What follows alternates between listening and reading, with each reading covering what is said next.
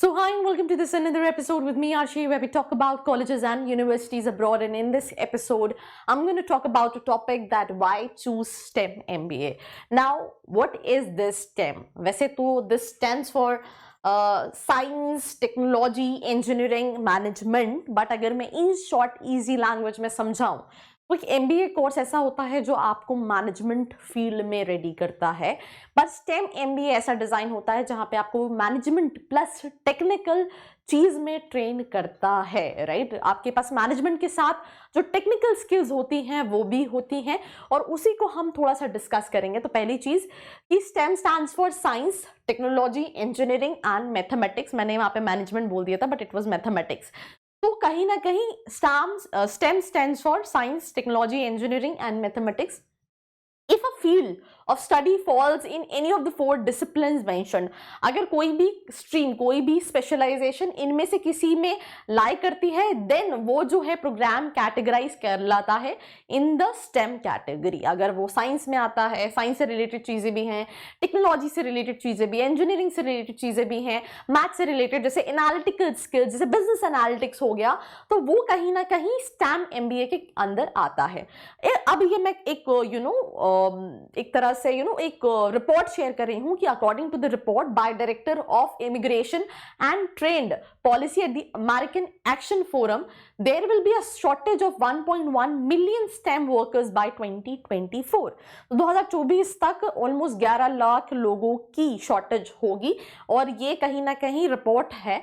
अब है क्या कि स्टेम प्रोग्राम में क्या कंसिस्टेंस हो, क्या चीजें होती, क्या इंक्लूड होती है। अकाउंटिंग, राइट, जैसे मैंने मैथमेटिक्स बोला तो बिजनेस एनालिटिक्स जैसी चीजें, finance, economics, IT, right, law, statistics, marketing, ये सारी चीजें स्टेम प्रोग्राम में कहीं ना कहीं इंक्लूड होती हैं। अब कौन कौन से चीजें हैं, जैसे for example business tend to use data to make business decision. जो बिजनेसेस होते हैं वो कहीं ना कहीं डेटा को यूज करते हैं ताकि वो बिजनेस डिसीजन कर सके। फॉर एग्जांपल मैं ये एग्जांपल यूज करती हूँ कि लेट्स से आपकी एक वेबसाइट है जहां पे आप बैकएंड पे ये देख पा रहे हो कि आपके पास जितने भी लोग वेबसाइट पे आ रहे हैं वो ज्यादातर फीमेल्स हैं। तो आपने ये देखा कि यार बहुत सारे मेरे पास जो शॉपिंग सेक्शन है वहां पे मेल्स के हैं पर मेल्स तो आ ही नहीं रहे। तो आपने उसके हिसाब से डिसीजन लिया कि मैं इस वेबसाइट को जो है वो फीमेल सेंट्रिक, वुमेन सेंट्रिक जो है वो कहीं ना कहीं बनाऊंगा। तो आपने एनालिसिस किया डेटा का और उसके बेसिस पे बिजनेस डिसीजन लिया। अगेन वैसे तो मैं बात कर रही हूँ but there are so many colleges जो आपकी प्रोफाइल के हिसाब से आप जानना भी चाहोगे। और अगर आप जानना चाहते हैं कि आपके प्रोफाइल के हिसाब से कौन से स्टेम एमबीए प्रोग्राम्स को आप टारगेट कर सकते हैं या मास्टर्स प्रोग्राम को टारगेट कर सकते हैं, तो नीचे एक प्रोफाइल एनालिसिस फॉर्म दिया है जिसको फिल करके भी आप डिटेल्स ले सकते हैं।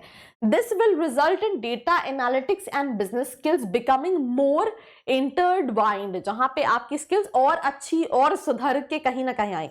This means STEM MBA graduates have to step into meet this rising demand, जो कि है क्योंकि हर चीज ऑनलाइन है, नंबर्स, टेक्नोलॉजी, स्टैटिस्टिक्स हर जगह पे है। That is the reason this program is design.